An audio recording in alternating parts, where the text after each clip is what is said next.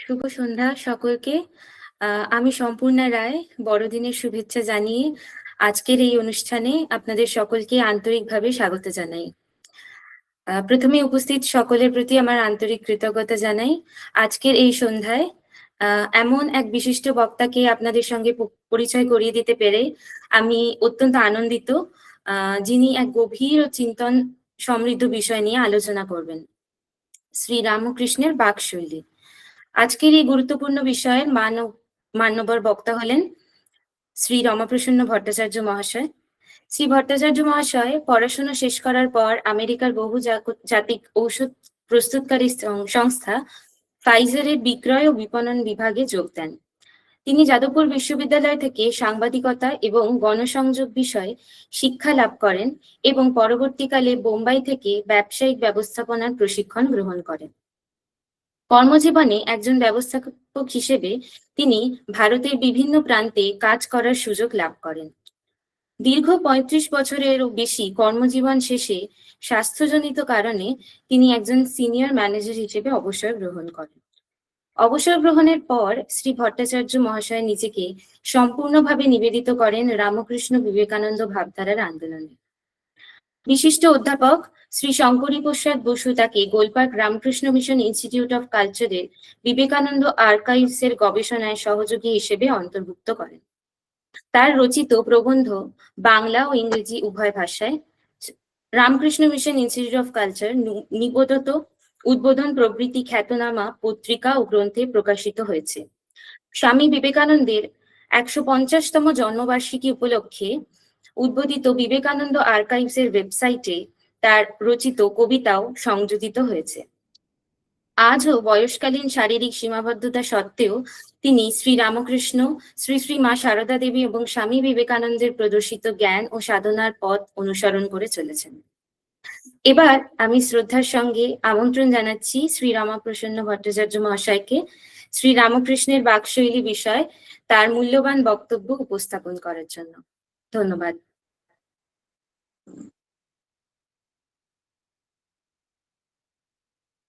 নমস্কার। খুব সুন্দরভাবে উপস্থাপক মেয়েটি কিছু কথা বলল। এখন আমার পালা। আজকের বিষয়ে শ্রীরামকৃষ্ণের বাকশৈলী।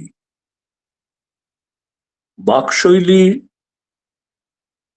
কথাটার সঙ্গে ইংরেজিতে আমরা যে কমিউনিকেশন টেকনিক বলি তার একটা যোগ আছে। কমিউনিকেশনের অন্য নানা রকম ব্যাপার রয়েছে, সংবাদপত্র মাধ্যম, চিঠিপত্র ইত্যাদি, কিন্তু এখানে মুখে বলা কথা যে সেটাকেই অর্থাৎ মুখের ভাষা প্রকাশ করার যে পদ্ধতি সেটার মধ্যেই এই বাকশৈলী কথাটার অর্থ নিহিত রয়েছে। এখানে আমি শুরু করব রামকৃষ্ণ মঠ মিশনের দ্বিতীয় অধ্যক্ষ স্বামী শিবানন্দজি মহারাজ, অর্থাৎ যিনি শ্রীরামকৃষ্ণের একজন অন্তরঙ্গ শিষ্য ছিলেন, সেই দ্বিতীয় প্রেসিডেন্ট শিবানন্দ মহারাজ, অর্থাৎ যাকে মহাপুরুষ মহারাজ হিসাবেও বলা হয়, তিনি স্বামীজি সম্বন্ধে তার একটি স্মৃতিকথায় স্বামীজি সম্বন্ধে বলেছিলেন যে স্বামীজি ঠাকুরের ভাষা সম্বন্ধে যে মতামত দিয়েছিলেন, আমি সেটি এক্স্যাক্টলি পড়ে শোনাচ্ছি আপনাদের। সেটা হচ্ছে, স্বামীজি বলতেন, শিবানন্দজি বলছেন, স্বামীজি বলতেন ঠাকুরের বাংলা ভাষা ভারী চমৎকার, একেবারে পিওর, খুব আর্ট আছে। এই যে পিওর এবং আর্ট আছে স্বামীজি যে বলেছিলেন, এটার মানে যদি আমরা করি, আর্ট আছে তার মধ্যে আমরা বাংলাতে যে তার একটা কলা কুশলতা, কলা রয়েছে, আর শুদ্ধ, অর্থাৎ সেটা সেটার একটা বৈজ্ঞানিক ভিত্তি রয়েছে। স্বামীজি সেটাই মিন করেছিলেন, বলেছিলেন যে ঠাকুরের বাংলা ভাষা, মুখের বাংলা ভাষা ভারী চমৎকার, একেবারে শুদ্ধ, খুব আর্ট আছে। এখন এটা থেকেই আমরা একটু আলোচনার ভেতরে যাব। তার আগে দু একটি কথা বলতে চাই যে শ্রীরামকৃষ্ণ তো অবতার পুরুষ ছিলেন। তার এই অবতারত্ব প্রমাণিত হয়ে গিয়েছিল তার সাধনকালের সময়তেই। মথুরানাথ বিশ্বাস এবং ভৈরবী ব্রাহ্মণীর উদ্যোগে বিদগ্ধ পণ্ডিতদের সামনে শাস্ত্র আলোচনা অনুযায়ী প্রমাণিত হয়েছিল যে তিনি অবতার। এর বহু পরে আমরা স্বামীজির কাছ থেকে যে মানে অবতারত্ব সম্বন্ধে, বিভিন্ন অবতারত্ব সম্বন্ধে যে তার স্বামীজির মতামত ইত্যাদি জানতে পারি, এবং সেখানে পরে স্বামীজি বলেছিলেন শ্রীরামকৃষ্ণকে অবতার বরিষ্ঠ। তার জন্য সেই প্রণাম মন্ত্র তো আছে, অবতার বরিষ্ঠায় রামকৃষ্ণায় তে নমঃ। এখন এই অবতার, শ্রীরামকৃষ্ণ নিজে বলতেন যে অবতার মানুষের দেহ ধারণ করে আসেন, কিন্তু যখনই মানুষের দেহ ধারণ করে আসেন তখনই তাকে মানুষের সমস্ত ব্যাপার ট্যাপারগুলো তাদের মতো আচরণ করতে হয়। ইনফ্যাক্ট শ্রীরামকৃষ্ণ তার জীবনের নানা ঘটনায় এই নরলীলাতে অবতার হয়ে এসেও কিভাবে মানুষের মতো ব্যবহার করতেন তার অনেক উদাহরণ আমরা দেখতে পাই। যেমন তিনি ঝাউতলায় যেতে যেতে হঠাৎ পড়ে গিয়েছিলেন, পড়ে গিয়ে তার হাতটা ভেঙে যায়, মানে আঘাত লাগে। তারপর থেকে নানা লোকজন ডাক্তার টাক্তার দেখেন, আর তিনি যেন সেই মানুষ হিসেবে যেমন আমরা রিয়াক্ট করি সেই রকম ভাবেই তিনি সবাইকে বলে বেড়াতেন, দেখো তো কি হয়েছে, এখনো কেবল ভাবছি কেমন করে হাতটা সারবে, আমার হাতে বড় লাগছে, আমার ভালো হবে তো। এইরকম নানা রকম আমরা যেমন রিয়াক্ট করি সেই রকম ভাবেই এই নরলীলায় অবতার শ্রীরামকৃষ্ণ রিয়াক্ট করছেন। কিন্তু তারই ভেতরে দেখা যাবে প্রায় সমস্ত সময়ই তিনি সমাধিস্থ থাকেন আর ভক্তদের গভীর তত্ত্ব কথা বলেন। তো এই যে আমরা আজকে শ্রীরামকৃষ্ণের তার অবতারত্ব, অবতার লীলা সম্বন্ধে কোনো আলোচনায় যাচ্ছি না, তার নরলীলায় বিশেষ করে তার কথাবার্তা বলার মধ্যে যেমন ভাবে যে জিনিসগুলো প্রকাশিত হতো সেইগুলো নিয়ে একটু আলোচনা করব, যেটাকে আমরা বলতে পারি শ্রীরামকৃষ্ণের বাচন শৈলী, যেটা ছিল অপূর্ব, যেটা সম্বন্ধে আগেই যে বললাম স্বামীজি নিজেও কমেন্ট করেছিলেন। এখন এই বাচন শৈলী, বা আমি যদি ইংরেজিতে বলি কমিউনিকেশন টেকনিক, এর ভেতরে দুটো জিনিস রয়েছে, একটা হচ্ছে আর্ট আর একটা হচ্ছে সায়েন্স। আমার অভিজ্ঞতা হয়েছিল একজন প্রাজ্ঞ শিক্ষকের কাছ থেকে শোনার। তিনি বলেছিলেন যে excellence in the art of communication is dependent on mastering the science behind it. অর্থাৎ বাচনিক কলাতে পটু হতে গেলে যে মানে এর এর মূলে যে বিজ্ঞান ভিত্তিক কৌশল আছে সেটা রপ্ত করতে হয়। আমাদের এই আলোচনায় এই কৌশলগত বিষয় নিয়েই আমরা শ্রীরামকৃষ্ণের উক্তিকে মিলিয়ে একটু দেখার চেষ্টা করব। মুখ ব্যতীত সব মানুষই কথা বললে দেখা যায় অনেকেই মনের ভাব সঠিকভাবে প্রকাশ করতে অসমর্থ হন এবং ঠিক ভাব ও ভাষা প্রয়োগ করতে পারেন না। এখানেই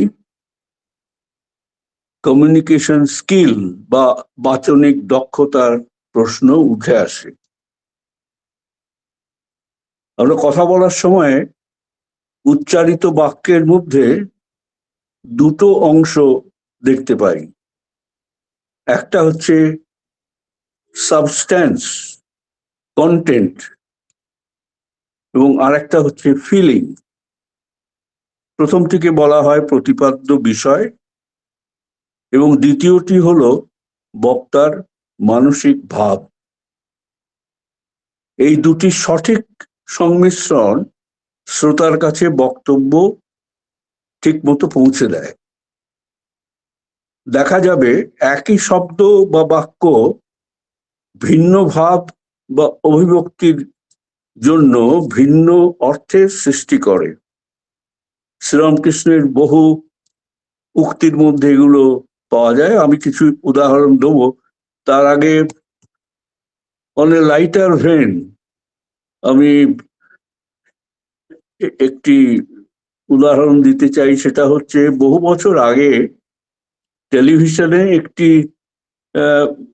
পান মশলা বোধহয় তার বিজ্ঞাপনে দেখা যেত একটি যুবক একটি যুবতীকে প্রপোজ করছে।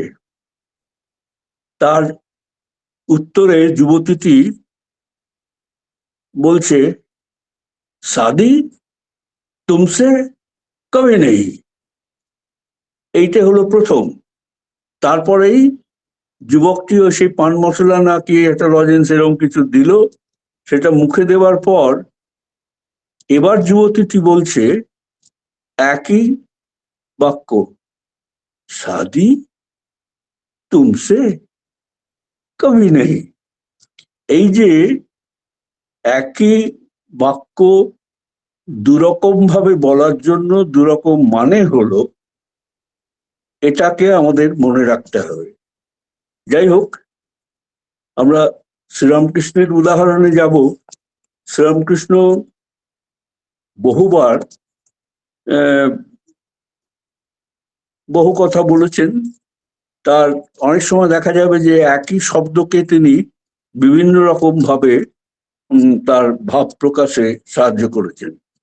যেমন তিনি প্রতাপ হাজরা, যে শ্রীরামকৃষ্ণের ঘরের বাইরে বসে থাকতো, তারই গ্রাম সম্পর্কে পরিচিত লোক, এবং সে নিজেকে এক বিশাল বড় পণ্ডিত মনে করত এবং শ্রীরামকৃষ্ণকে যেন মাঝে মধ্যে পাত্তাই দিত না। এরকম ভক্তদের কেউ এলে তার কাছে যেতে বলতো, শ্রীরামকৃষ্ণকে অ্যাভয়েড করিয়ে। যাই হোক, তো সেই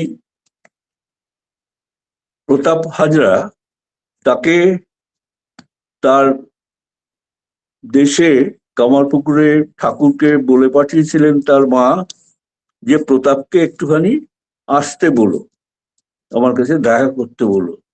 সে যেত না, তার কিছু ধার দেনা ছিল, সে ওই অর্থ উপার্জনের ধান্দায় ভক্তরা এলে কেউ কিছু তাদের কাছ থেকে আদায় করা ইত্যাদি সেই সব ব্যাপারতেই ব্যস্ত থাকতো। মায়ের ওই অনুরোধ শ্রীরামকৃষ্ণ তাকে জানালেও সে যায়নি। এই ঘটনার পরে শ্রীরামকৃষ্ণ যে কথাটা বলেছিলেন আমি সেটাই উদ্ধৃত করছি। হাজরা সম্বন্ধে বলছেন, এখন দেশে যাবে ঢ্যামনা শালা, এগুলো সব কথামৃত থেকে নেয়া। আমার আমার মানে কষ্টকল্পিত কোনো কিংবা অন্য কারোর কথা নয়। কথামৃততে তো শ্রীরামকৃষ্ণের নিজের মুখের ভাষা রয়েছে। তো এই শালা শব্দটি হাজরা সম্বন্ধে শ্রীরামকৃষ্ণ ব্যবহার করলেন, এর প্রয়োগে একটা তিরস্কার বা অসন্তুষ্টির ভাব শ্রীরামকৃষ্ণ ব্যক্ত করছেন।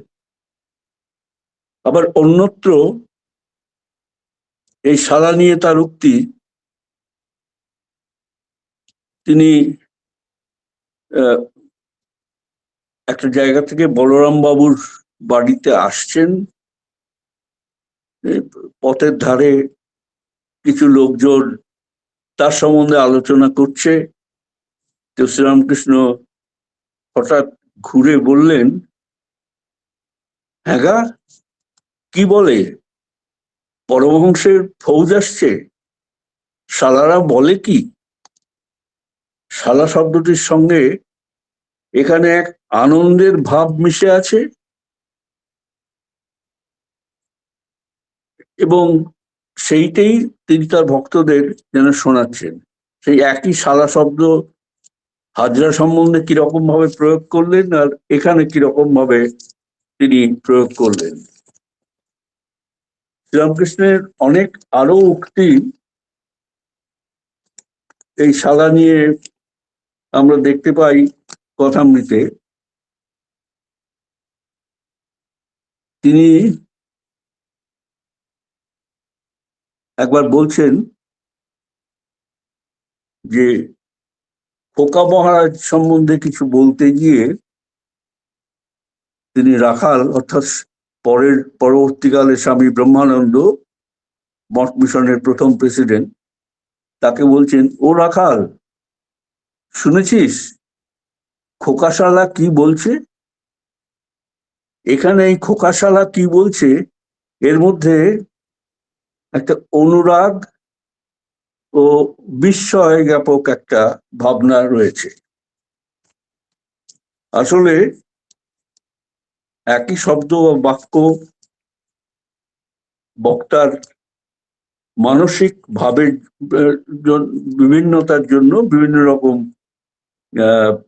ধারণার সৃষ্টি করে। এগুলো তারই উদাহরণ। শ্রীরামকৃষ্ণ যেমন বলতেন, সেব্য সেবক ভাবি ভালো, আমি তো যাবার নয়, তবে থাক শালা, দাস আমি হয়ে। এখানেও সেই শালা কথাটির প্রয়োগ খুব এমফ্যাটিক্যালি শ্রীরামকৃষ্ণ বলছেন যে আমি যখন যাবার নয়, তবে থাক শালা, দাস আমি হয়ে। এখন কমিউনিকেশন টেকনিক সম্বন্ধে তার বিজ্ঞানের দিকে কিছু আলোচনা করতে গেলে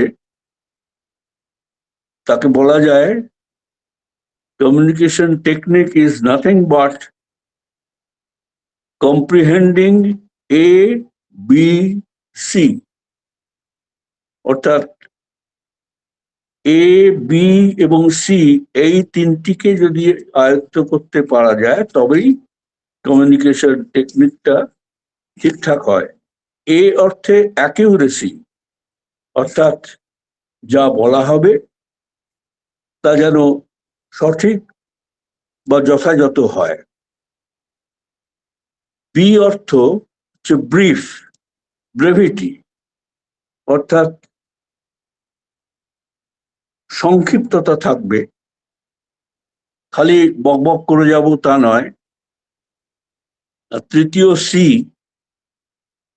ক্ল্যারিটি, অর্থাৎ স্পষ্টতা, যা বলবো তার মধ্যে যেন স্পষ্টতা থাকে। সুতরাং অ্যাকিউরেসি, ব্রেভিটি এবং ক্ল্যারিটি, এই এ বি সি, এই তিনটে নিয়েই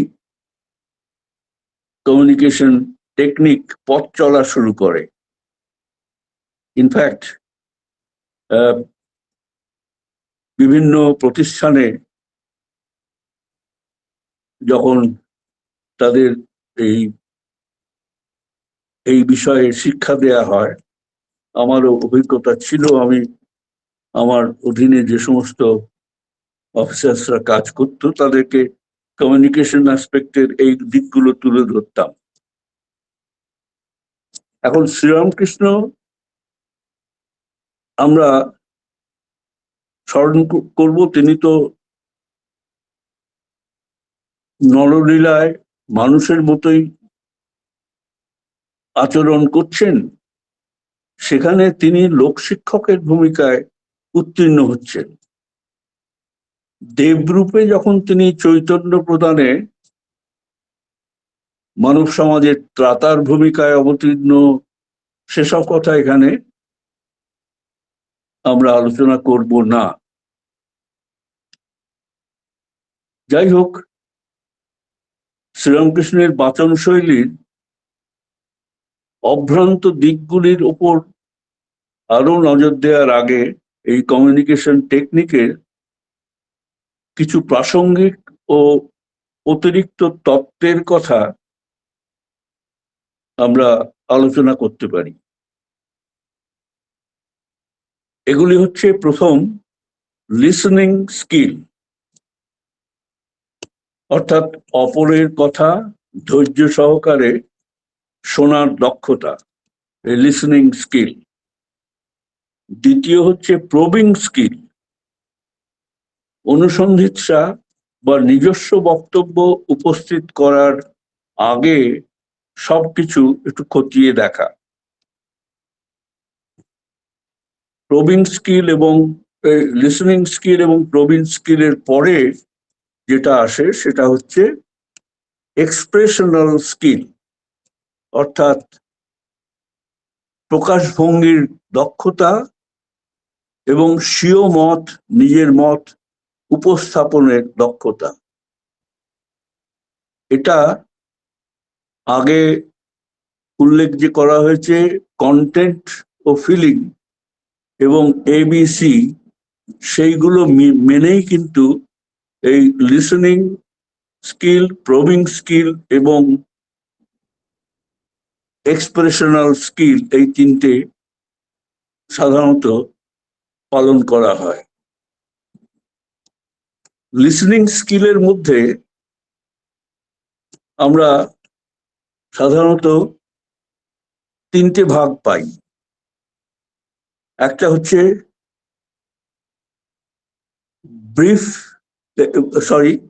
বডি ল্যাঙ্গুয়েজ। বডি ল্যাঙ্গুয়েজ মানে আমি লিসেন করছি, অর্থাৎ আমার শারীরিক ভাষা যেমন চোখ বড় করা, একটুখানি মাথা নাড়া ইত্যাদি, এইগুলোর মধ্য দিয়ে আমি লিসনিং স্কিলটা প্রকাশ করছি। লিসনিং স্কিলের একটা অ্যাসপেক্ট এটা। দ্বিতীয় অ্যাসপেক্ট হচ্ছে শর্ট সেন্টেন্স বা ছোট ছোট বাক্য বা শব্দ উচ্চারণ করা। যেমন আমি ওই অপর ব্যক্তি যা বলছে সেগুলো শুনতে শুনতে ছোট্ট ছোট্ট বাক্য বা শব্দ ব্যবহার করছি। যেমন, আচ্ছা, তাই নাকি? তারপর এইরকম ছোট ছোট স্টেটমেন্ট দিলে অপর পক্ষের বক্তা তার বক্তব্যটা চালিয়ে যেতে সুবিধা হয়, তাকে বাধা দেয়া হয় না। সুতরাং বডি ল্যাঙ্গুয়েজ, শর্ট স্টেটমেন্ট, এবং তৃতীয় যেটা খুব গুরুত্বপূর্ণ সেটা হচ্ছে প্যারাফ্রেজিং, অর্থাৎ অপর বক্তা যা বললেন হয়তো তার মধ্যে নানা রকম জিনিস জড়িয়ে রয়েছে, মূল বক্তব্যটা ঠিক মতো প্রকাশিত হচ্ছে না। তাই প্যারাফ্রেজিং এই বিষয়ে দক্ষতা থাকলে তখন সেটাকে, প্যারাফ্রেজিং আর কিছুই নয়, অপরের কথারই সহজতর বাক্যে রূপান্তর করা। এই লিসনিং স্কিলের এরকম ভাবে প্রয়োগ করলে অপরকে তার বক্তব্য পেশ করার সুযোগ দেয়া হয় এবং দেখা হয় যেন তার আত্মসম্মানে আঘাত না লাগে। কারণ অনেক সময়তেই আমরা অপরপক্ষ যা বলছে সেগুলোতে এই তিনটে স্কিলের কোনো কিছুই প্রয়োগ না করে তাকে তার আত্মসম্মানে বাধা দিই এবং তার আসল বক্তব্যটাও আমরা ঠিক মতো ধরতে পারি না। যেমন একজন হয়তো বলে যাচ্ছে নানা রকম, তখন এটা অপপ্রয়োগের একটা উদাহরণ দিচ্ছি। তখন বলা হচ্ছে, থামুন তো, অনেক বলেছেন, এবার আমার কথা শুনুন, আপনি আর কি বলবেন, ও সব আমি জানি। এইরকম ভাবে তাকে বাধা দিলে এটা হচ্ছে অপপ্রয়োগ, এই লিসনিং স্কিলের অপপ্রয়োগ। ঠিক মতো প্রয়োগ হচ্ছে এইরকম, অপরে অনেকক্ষণ বলেছে, তখন হয়তো মাঝখানে কিংবা শেষের দিকে বলা হলো, আপনার বলা শেষ হয়েছে, আমি কি কিছু এবার বলবো, বা আপনার বলা শেষ হলে আমি কিছু বলবো। একটু চুপ থেকে আবার অনেক সময় বলা হয়, হ্যাঁ আপনি বলুন, যদিও এটা মনে হয় আমার জানা। এই রকম প্রয়োগ করলে অপরের আত্মসম্মানে আঘাত দেওয়া হয় না এবং তার কাছ থেকেও মূল বিষয়টি জানতে পারা যায়।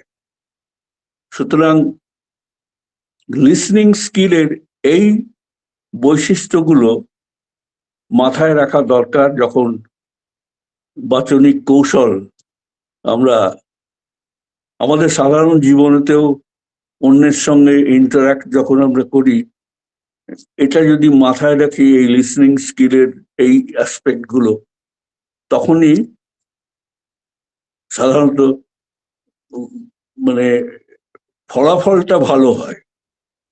আপনারা টিভিতে দেখবেন যে নানা রকম যে আলোচনা হয়, বিভিন্ন পক্ষ সেই প্রায় হাতাহাতি ছাড়া সব রকমই হচ্ছে, সেগুলো কিন্তু কারণ যাই হোক না কেন, আমি রাজনৈতিক ওই সমস্ত কারণে যাচ্ছি না, কিন্তু বেশিরভাগ হচ্ছে তাদের এই কমিউনিকেশন স্কিলের দক্ষতা সেরকম থাকে না বলেই এরকম ভাবে তারা ইয়ে করে। আমি সবাইকার কথা বলছি না, বেশ অধিকাংশ।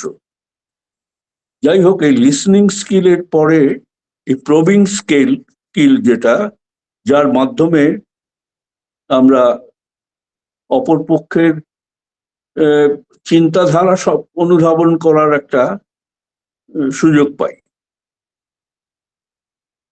যেমন এই প্রবিং স্কিলে এরকম বলা যেতে পারে, আমি যদি ঠিক বুঝে থাকি আপনি বলতে চাইছেন রামকৃষ্ণ মিশনের সেবার কাজ তেমন প্রচার পায় না, তাই তো? এই প্রবিং স্কিলের প্রয়োগ অনেক সময়তেই ওই লিসনিং স্কিলের সাথে যুক্ত হতে পারে। শ্রীরামকৃষ্ণের ব্যবহারে এই দুটি দক্ষতার সঠিক প্রয়োগের একটা নমুনা আমি পেশ করছি। মাস্টার মহাশয় অর্থাৎ মণি হিসেবে কথামৃততে অনেকবার লেখা আছে, তাকে শ্রীরামকৃষ্ণ বলছেন, মণি বলছেন, আপনার সঙ্গে যীশু খ্রিস্টের অনেক মেলে। শ্রীরামকৃষ্ণ তখন হেসে বলছেন, কি কি মেলে? মণি উত্তর দিচ্ছেন, আপনি ভক্তদের উপবাস করতে কি অন্য কোনো কঠোর করতে বলেন না। শ্রীরামকৃষ্ণ তখন, প্রবিং স্কিল এর মানে কি? মণি তখন উত্তর দিচ্ছেন, অর্থাৎ যতদিন অবতার, মানে এই প্রবিং স্কিল করার পর মণি সেটাকে আবার এক্সপ্লেন করছেন। এরপরে শ্রীরামকৃষ্ণ হেসে বলছেন, আর কিছু মেলে? এরপর মণির একটি বক্তব্যের শেষে শ্রীরামকৃষ্ণ বলছেন, কি বলতেন মানে যিশু সম্বন্ধে, আর কিছু কি বলো দেখি, এইরকম ভাবে ছোট ছোট প্রশ্ন করে যাচ্ছেন। আর মাস্টারমশাই তার উত্তর দিচ্ছেন। এটা একটা অপূর্ব উদাহরণ যে ওই লিসনিং এবং প্রবিং স্কিলের। আরেকটি উদাহরণ আমরা পাই গৌরী পণ্ডিতের,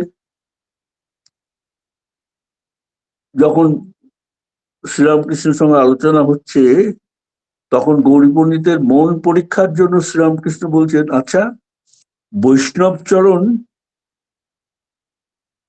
নিজের শরীরকে দেখিয়ে একে অবতার বলে, এটা কি হতে পারে? তোমার কি বোধ হয়, তোমার কি বোধ হয় বলো দেখি। তখন গৌরী পণ্ডিত বললেন, বৈষ্ণব চরণ আপনাকে অবতার বলে? তবে তো ছোট কথা বলে। আমার ধারণা আপনি তিনি। শ্রীরামকৃষ্ণ হেসে বললেন, ও বাবা, তুমি যে আবার তাকেও ছাড়িয়ে যাও, অর্থাৎ বৈষ্ণব চরণকেও ছাড়িয়ে যাও কেন বলো দেখি? আমাতে কি দেখেছ বলো দেখি। এবার গৌরী পণ্ডিত শাস্ত্র প্রমাণ ও নিজ অনুভূতির কথা বলছেন। শ্রীরামকৃষ্ণ তখন বালকের মতো হেসে বলছেন, তোমার সব তোমরা সব এত কথা বলো, তোমরা সব এত কথা বলো, কিন্তু কে জানে বাবু, আমি তো কিছু জানি না। গৌরী পণ্ডিত বললেন, কাউকে যদি ঠাকুর কৃপা করে জানান তবেই সে জানতে পারবে। এই সময় শ্রীরামকৃষ্ণ গৌরী পণ্ডিতের বিশ্বাসের কথা জেনে খুব আনন্দিত হলেন। এই যে গৌরী পণ্ডিতের সঙ্গে আলোচনা, এখানেও শ্রীরামকৃষ্ণ কিন্তু তার প্রবিং স্কিল অ্যাপ্লাই করছেন, জিজ্ঞেস করছেন, এবং আলটিমেটলি তার নিজের সম্বন্ধে যে একটা নির্বিকার ভাবে বলছেন, বাবা তোমরা এত সব বলো কিন্তু আমি তো কিছুই জানি না, এটা একটা সুন্দর উদাহরণ। এখন এক্সপ্রেশনাল স্কিলের মাধ্যমে শ্রোতার মনে বক্তার সঠিক পরিচয় রাখা যায়। এই এক্সপ্রেশনাল স্কিল ওই যেটা আগে বলেছিলাম ABC অফ কমিউনিকেশন, এবং কন্টেন্ট ও ফিলিং অ্যাসপেক্টস অফ কমিউনিকেশন, এইগুলো মাথায় রেখেই বিভিন্ন শব্দ বা বাক্য প্রয়োগ করবার, যে বিভিন্ন রকম ভাব ব্যক্ত করা হয়, এই বিষয়ে দক্ষতা অনুশীলন দ্বারা আয়ত্ত করা যায়। আমরা শ্রীরামকৃষ্ণের এক্সপ্রেশনাল স্কিল, যেটা ওই লিসনিং স্কিল, প্রবিং স্কিল, এইগুলোর পরে যে এক্সপ্রেশনাল স্কিল কথাটার কথা বলেছিলাম, সেখানে তার কিছু উদাহরণ আমরা একটুখানি তার দিকে নজর দেব। এটা 1882 সালের প্রথম দিকের কথা। তখন শ্রীরামকৃষ্ণের কাছে অনেকেই আসতে শুরু করেছেন, নরেন্দ্রনাথও আসছেন, ভাবিকালের স্বামী বিবেকানন্দ। তো শ্রীরামকৃষ্ণ গল্পের ছলে নানা রকম কথা বলতেন তাদের। তো একদিন এরকম ভাবে বলছেন, হ্যাঁ রে নরেন্দ্র, তুই কি বলিস? তোকে যদি কেউ নিন্দে করে তুই কি মনে করবি? এই প্রশ্ন শুনে ঠাকুরের নরেন্দ্র বলছেন, আমি মনে করব কুকুর ঘেউ ঘেউ করছে। এগুলো সব কথামৃততেই আছে। শ্রীরামকৃষ্ণ তখন হেসে বলছেন, না রে, অত দূর নয়। তখন সবাই হাসছেন। শ্রীরামকৃষ্ণ বলছেন, ঈশ্বর সর্বভূতে আছেন, তবে ভালো লোকের সঙ্গে মাখামাখি করা চলে, মন্দ লোকের কাছ থেকে তফাৎ থাকতে হয়। এই যে এই ছোট্ট কমিউনিকেশনের এই অ্যাসপেক্টটা এখানে শ্রীরামকৃষ্ণ ঠিক মানে এক্সপ্রেশনাল স্কিলের মাধ্যমে বুঝিয়ে দিলেন, অর্থাৎ যে কথাটা বললেন যে ঈশ্বর সর্বভূতে আছেন। এটা নরলীলায় এইরকম বহু দৃষ্টান্ত আমরা শ্রীরামকৃষ্ণের কাছ থেকে পাই। আমি আরো কয়েকটা দৃষ্টান্ত তুলে ধরবো। 20 অক্টোবর 1884 শ্রীরামকৃষ্ণ বড়বাজারে এক মারোয়ারি ভক্তের কাছে গিয়েছিলেন, মানে নিমন্ত্রিত হয়ে অন্নকূট উৎসবে যোগ দিতে। সেখানে সেই মারোয়ারি ভক্তের গৃহপণ্ডিত যে, সে বেশ ভালো, সে এবং তার পুত্র এবং গৃহস্বামী নিজেও অনেকক্ষণ শ্রীরামকৃষ্ণের সঙ্গে আলোচনা করেছেন।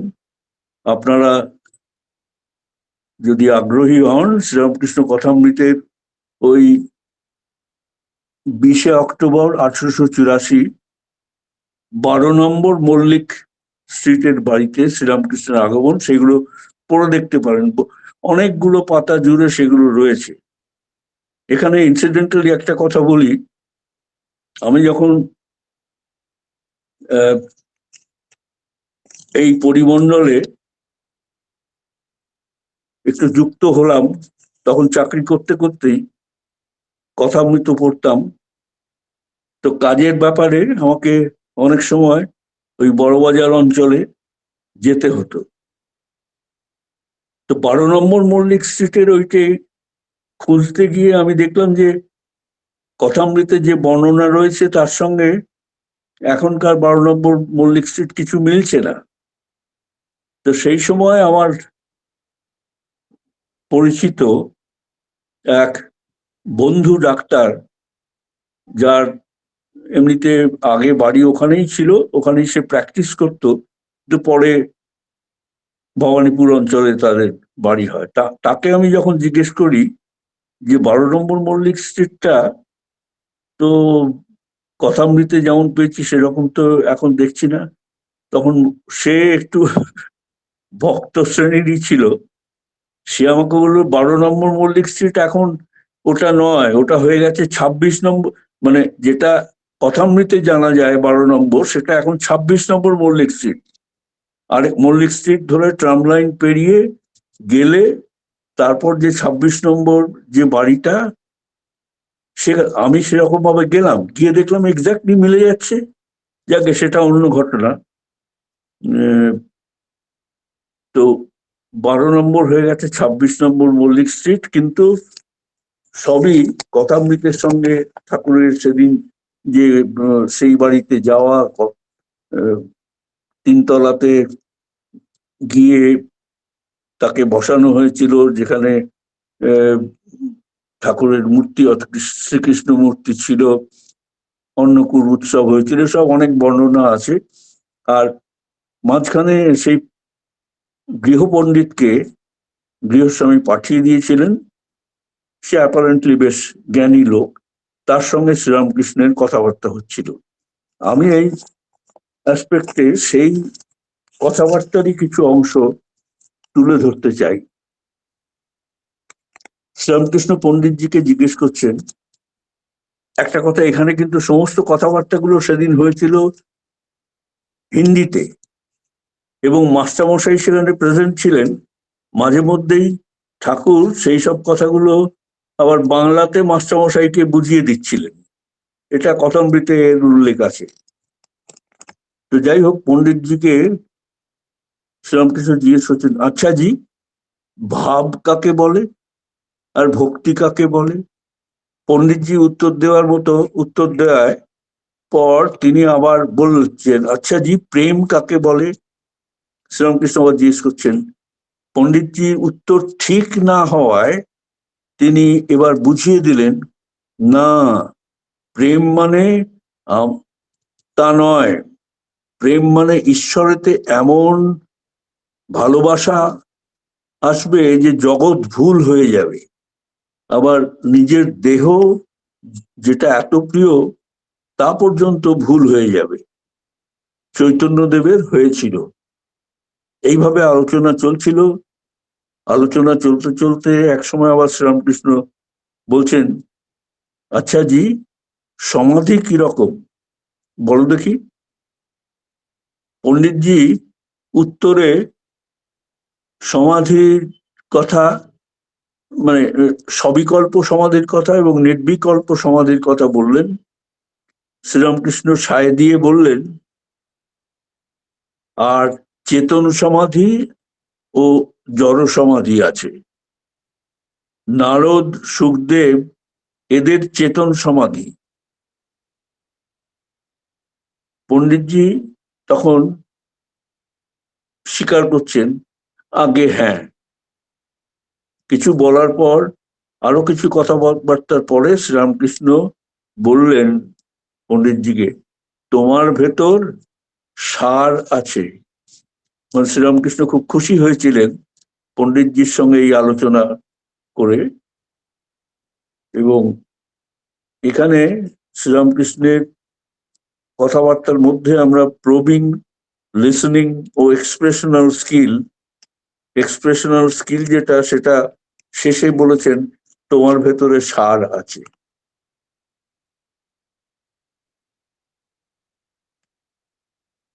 আরেকটি উদাহরণ, ঈশ্বরচন্দ্র বিদ্যাসাগরের বাড়িতে শ্রীরামকৃষ্ণ যেদিন যান সেটা ছিল 1882 সালের 5 অগস্ট।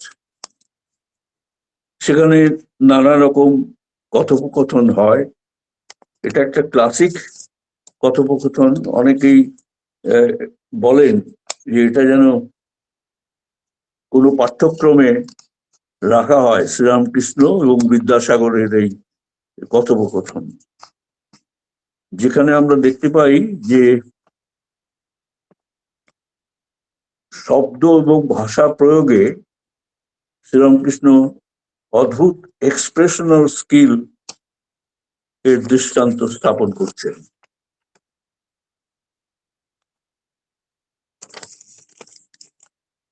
শ্রীরামকৃষ্ণ বলছেন,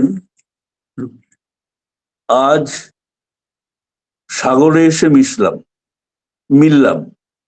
এতদিন খাল, বিল, হ্রদ, নদী দেখেছি, এইবার সাগর দেখছি। বিদ্যাসাগর হেসে বলছেন, তবে নোনা জল খানিকটা নিয়ে যান। শ্রীরামকৃষ্ণের তাৎক্ষণিক উত্তর, না গো, নোনা জল কেন? তুমি তো অবিদ্যার সাগর নও, তুমি যে বিদ্যার সাগর। তখন সবাই হাসছেন। শ্রীরামকৃষ্ণ বলছেন, তুমি ক্ষীর সমুদ্র। বিদ্যাসাগর চুপ করে আছেন এবং মনোযোগ দিয়ে শুনছেন। শ্রীরামকৃষ্ণ বলে চলেছেন, তোমার কর্ম সাত্ত্বিক কর্ম, সত্যের রজ সত্যগুণ থেকে দয়া হয়। তুমি বিদ্যাদান, অন্নদান করছো, এও ভালো। নিষ্কাম করতে পারলেই এতে ভগবান লাভ হয়। কেউ করে নামের জন্য, পুণ্যের জন্য, তাদের কর্ম নিষ্কাম নয়। আর সিদ্ধ তো তুমি হয়েই আছো। বিদ্যাসাগর তখন বললেন, মশাই কেমন করে? এই সিদ্ধ তো তুমি হয়েই আছো, মানে কেমন করে? শ্রীরামকৃষ্ণ হেসে বলছেন, আলু পটল সিদ্ধ হলে তো নরম হয়, তা তুমি তো খুব নরম, তোমার এত দয়া। বিদ্যাসাগর একটু হালকা তর্ক করছেন, কলাই বাটা সেদ্ধ তো শক্তই হয়,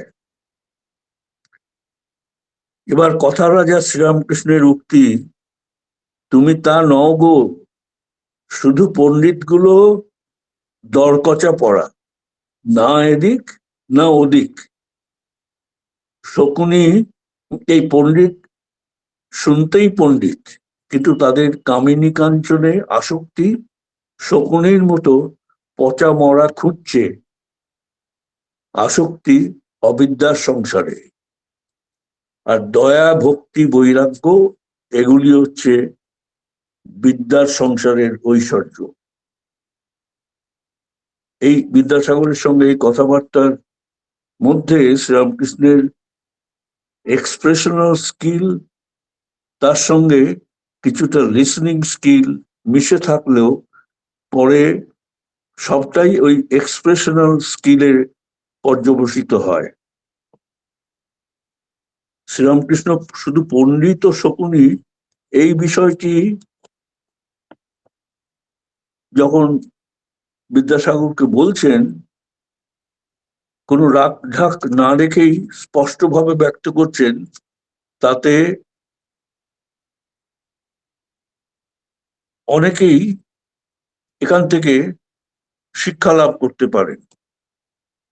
পণ্ডিতরা যে উঁচুতে ওঠে শকুনের মতো ইত্যাদি ইত্যাদি। বিদ্যাসাগর এইসব কথামৃত নিঃশব্দে পান করছেন। একটু পরে শ্রীরামকৃষ্ণ যখন বলছেন ব্রহ্ম বিদ্যা ও অবিদ্যার পার, তিনি মায়াতীত, কিংবা ব্রহ্ম যে কি মুখে বলা যায় না, সব জিনিস উচ্ছিষ্ট হয়ে আছে, কিন্তু একটি জিনিস কেবল উচ্ছিষ্ট হয় নাই, সে জিনিসটি ব্রহ্ম। তখন বয়োজ্যেষ্ঠ ও অতুলনীয় বিদ্যার অধিকারী বিদ্যাসাগর বলছেন, স্বীকার করছেন, বাহ, এটি তো বেশ কথা। ওই যে বললেন যে ব্রহ্ম যে কি বস্তু, ব্রহ্ম উচ্ছিষ্ট হয়নি, ঠাকুরের মুখ থেকে এটা শুনে বিদ্যাসাগর বলছেন, বাহ, এটি তো বেশ কথা, আজ একটি নূতন কথা শিখলাম। তো আরো বহু ঘটনার মধ্য দিয়ে শ্রীরামকৃষ্ণের এই বাকশৈলীর এই বিশেষ বৈশিষ্ট্যগুলোকে আমরা দেখতে পাই। আমি জানি না সময় হয়ে আসছে, আমি ছোট্ট করে আর দুটো এক্সাম্পল দিই। একটা হচ্ছে 28শে জুলাই 1885 খ্রিস্টাব্দে শ্রীরামকৃষ্ণ ধনাঢ্য নন্দলাল বসুর বাড়িতে গিয়েছিলেন। সেখানে অনেক ঈশ্বরীয় ছবি দেখা যায়, সেসব কথা উনি দেখেছেন, আলোচনা করেছেন। সেখানে তারপর মিষ্টান্ন গ্রহণ করেন, কিন্তু যখন তাকে রেকাবিতে দেওয়া পান দেয়া হয়, এই পানটা তিনি গ্রহণ করেননি। এবার নন্দলাল বসু বলছেন, একটা কথা বলবো? শ্রীরামকৃষ্ণ বলছেন, কি? নন্দ বসু জিজ্ঞেস করলেন, পান খেলেন না কেন? সব ঠিক হলো, ওইটা অন্যায় হয়েছে। শ্রীরামকৃষ্ণ অসন্তুষ্ট না হয়ে বললেন, ইষ্টকে দিয়ে খাই, ওই একটা ভাব আছে। নন্দ বসু বললেন, ও তো ইষ্টতেই পড়তো। শ্রীরামকৃষ্ণ উত্তরে বললেন, জ্ঞান পথ একটা আছে আর ভক্তিপথ একটা আছে। জ্ঞানীর মতে সব জিনিসই ব্রহ্মজ্ঞান করে লওয়া যায়, ভক্তিপথে একটু ভেদ বুদ্ধি হয়। এখানে শ্রীরামকৃষ্ণ ওই লিসনিং স্কিল প্রয়োগ করছেন। নন্দলাল বসু কিন্তু নিজের মত স্থাপনে তর্ক করছেন এবং বলছেন ওটি দোষ হয়েছে, ওটা দোষ হয়েছে পান্নাননি বলে। এ সত্ত্বেও ঠাকুর তার সম্মানে আঘাত না দিয়ে বলছেন, ও আমার একটা ভাব আছে, তুমি যা বলছো ও ঠিক বটে, এও ঠিক। লোক শিক্ষক শ্রীরামকৃষ্ণ এরপর নন্দলাল বসুকে উৎসাহ দিচ্ছেন এবং সত্য প্রতিষ্ঠার জন্য তার ভাব পরিবর্তন করতেও কুণ্ঠিত হচ্ছেন না। বলছেন, তুমি সংসারে থেকে ঈশ্বরের প্রতি মন রেখেছ, এ কি কম কথা? একটা ভাব আশ্রয় করে তাকে থাকতে হয়। তোমাতে ঈশ্বরের শক্তি আছে। নন্দলাল বসু বললেন, শক্তি সকল মানুষেরই সমান। শ্রীরামকৃষ্ণ তখন বিরক্ত হয়ে বলছেন, এই এক তোমাদের কথা, সকল লোকের শক্তি কি সমান হতে পারে? বিভুরূপে তিনি সর্বভূতে হয়ে আছেন বটে, কিন্তু শক্তি বিশেষ। এখানে লিসনিং ও এক্সপ্রেশনাল স্কিলের এক অপূর্ব দৃষ্টান্ত এখানে শ্রীরামকৃষ্ণ স্থাপন করলেন। আমি শেষ একটু ডক্টর মহেন্দ্রলাল সরকারের সঙ্গে ঠাকুরের কথোপকথনের কিছুটা অংশ তুলে ধরে এই ঠাকুরের বাকশৈলীর এই বৈশিষ্ট্যের কথা আলোচনা শেষ করব। শ্রীরামকৃষ্ণকে দেখতে আসতেন যখন তিনি অসুস্থ, শাম্পুকুরেও গেছেন, এবং আমাদের কাশীপুর উদ্যান পার্টিতে যখন ঠাকুর ছিলেন তখনও গেছেন। এখানে ঠাকুরের সঙ্গে তার যে আলোচনা হয়, সেখানে আস্তে আস্তে মহেন্দ্রলাল সরকার ঠাকুরের ওই কথাবার্তায় অনেকটাই চেঞ্জ হয়ে গিয়েছিলেন। ঠাকুর বলতেন ডাইলিউট হয়ে গেছে। যাই হোক, একবার এরকম মহেন্দ্রলাল সরকার বলছেন যে বিজয় কৃষ্ণ গোস্বামীর তার পায়ে হাত দিয়েছিলেন শুনে ডাক্তার তাকে সাবধান করে হতে বলছেন, যাতে কেউ তাকে ওরকম ভাবে পায়ে হাত না দেয়। তখন শ্রীরামকৃষ্ণ উত্তর দিয়েছেন, তবে তুমি আমার অবস্থা কি মনে করো? আমার অবস্থা কি মনে করো? যদি ঢং মনে করো তাহলে তোমার সায়েন্স মায়েন্স সব ছাই পড়েছ। ঈশ্বরীয় শক্তির কাছে মানুষ খড়কুটো। এখানে ঠাকুরের লিসনিং স্কিল লক্ষণীয়। ডাক্তার সরকার কিন্তু ঠাকুরের ওই ভাবস্থ অবস্থা সম্বন্ধে কিছু বুঝতে পারেননি। যাই হোক, সে আরো আলোচনা হয়েছে।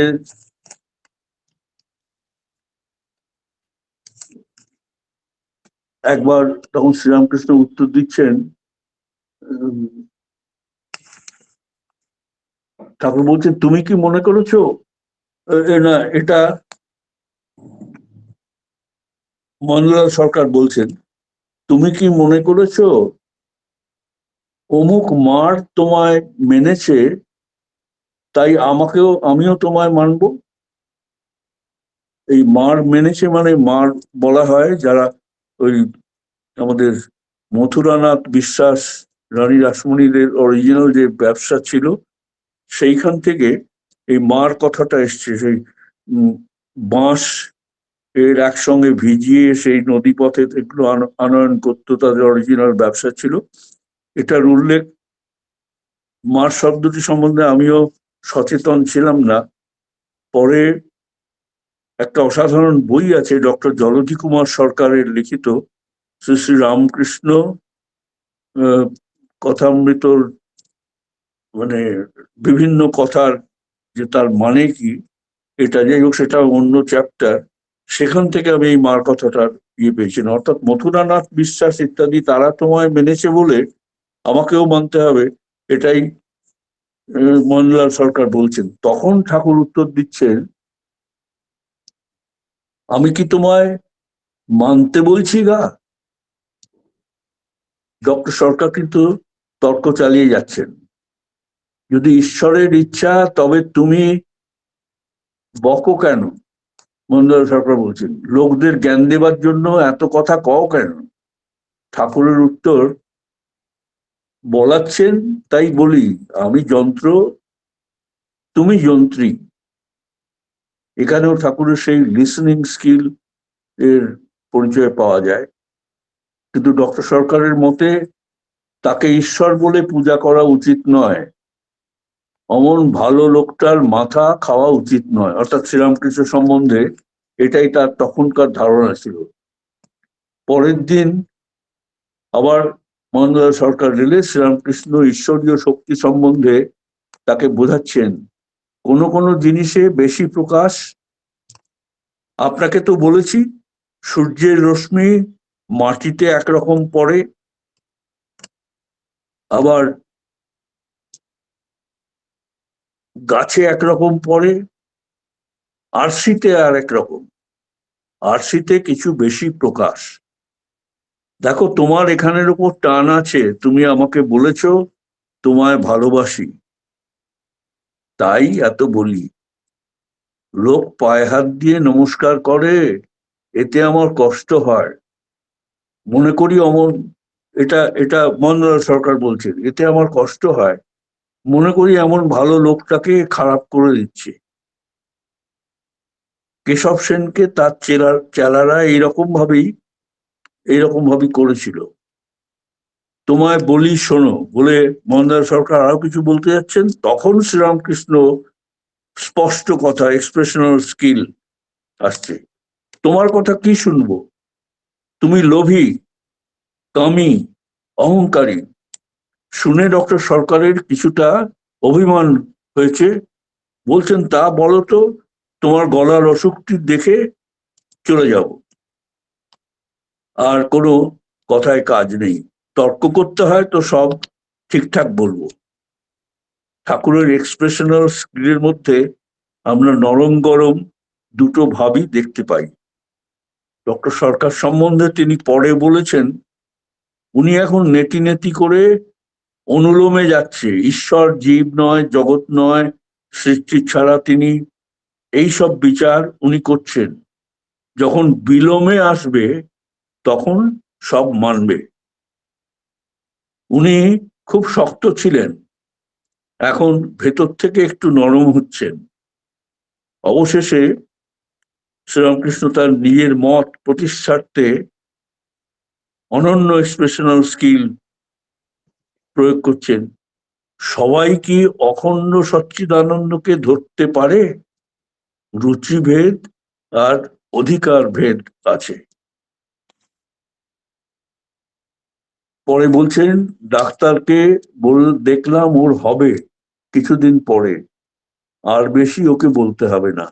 যাই হোক, শ্রীরামকৃষ্ণের এই যে ইন্টারাকশন উইথ ডিফারেন্ট পিপল, তাতে তিনি যেরকম ভাবে কথাবার্তা বলতেন, প্রয়োগ করতেন,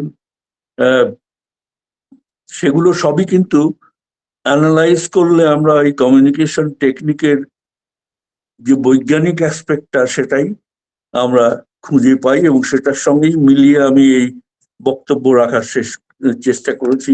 লাস্টে একটা কথা বলি, শ্রীরামকৃষ্ণের স্বামী বিবেকানন্দ তার ম্যাড্রাসের সেই শিষ্য আলাসিঙ্গা পেরুমলকে লিখেছিলেন, he was the object lesson of all the theoretical knowledge given in the Shastras. Sri Ramakrishna সম্বন্ধে এই কথাটা আলাসিঙ্গা পেরুমলকে স্বামীজি লিখেছিলেন, যে শাস্ত্রে যে সব জ্ঞান মতবাদ রূপে রয়েছে, তিনি তার মূর্ত দৃষ্টান্ত। এই ভাব অবলম্বন করে বলা যায়, শ্রীরামকৃষ্ণের উক্তি থেকে কমিউনিকেশন টেকনিকের সমস্ত সূত্রকে শুধু মিলিয়ে নেওয়াই যায় না, নতুন করে সূত্রের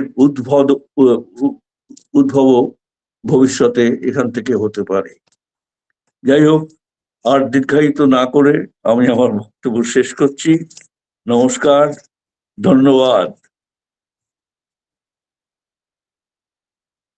অনেক